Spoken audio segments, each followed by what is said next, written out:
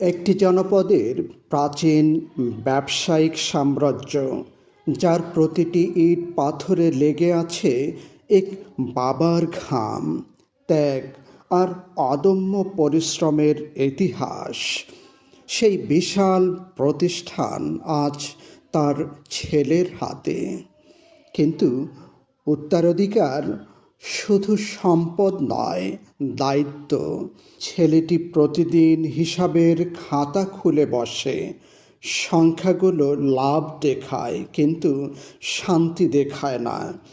বিশাল প্রতিষ্ঠানের কর্মচারী, দেনা পাওনা, বাজারের চাপ সব মিলিয়ে তার রাতগুলো হয়ে ওঠে নির্ঘুম।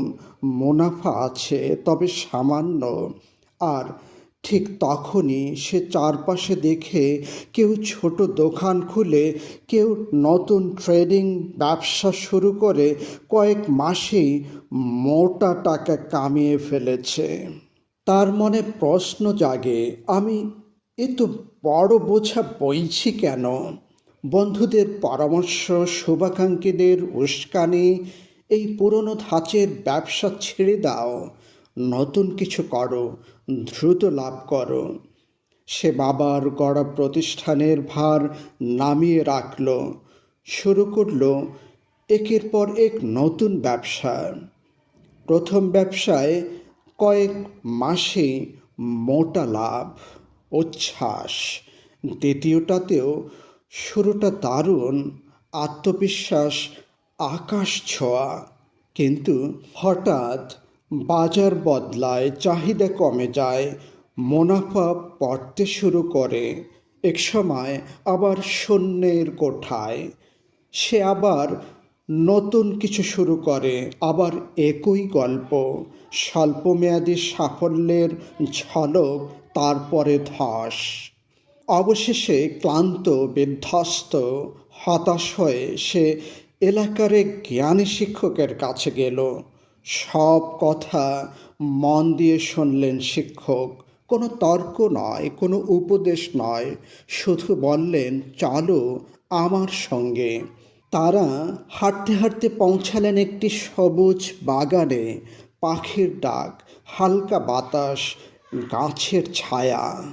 শিক্ষক বললেন, এই বাগানটি আমার, দেখো ওই যে কলা গাছগুলো, আমাকে দ্রুত ফল দিয়েছে, প্রচুর ফল। কিন্তু জানো তো, একটি কলা গাছ জীবনে মাত্র একবার ফল দেয়, তারপর শেষ। ছেলেটি চুপ। শিক্ষক আবার বললেন, আর এই আম, কাঁঠাল, লিচু গাছগুলো বড় হতে সময় লাগে, ফল আসতে দেরি হয়, কিন্তু একবার ফল দিতে শুরু করলে বছরের পর বছর বারবার ফল দেয়। তিনি গভীর চোখে তাকিয়ে বললেন, জীবন আর ব্যবসাও ঠিক এমনই। যা দ্রুত ফল দেয় তা দ্রুত শেষ হয়ে যায়, আর যা সময় নিয়ে গড়ে ওঠে তা দীর্ঘদিন টিকে থাকে। স্বল্পমেয়াদী লাভ চোখ ধাঁধিয়ে দেয়, কিন্তু দীর্ঘমেয়াদী স্থায়িত্ব জীবন গড়ে দেয়। ছেলেটির বুক কেঁপে উঠল। সে বুঝল, সে কলা গাছের পেছনে ছুটেছিল, আর বাবার গড়া ব্যবসা ছিল এক বিশাল ফলবতী বৃক্ষ, যা হয়তো ধীরে ফল দিত, কিন্তু প্রজন্মের পর প্রজন্ম ফল দিতে পারত। সেদিন সে একটি সিদ্ধান্ত নিল, দ্রুত লাভের মোহ ত্যাগ করে আবার ফিরে যাবে তার শিকড়ে।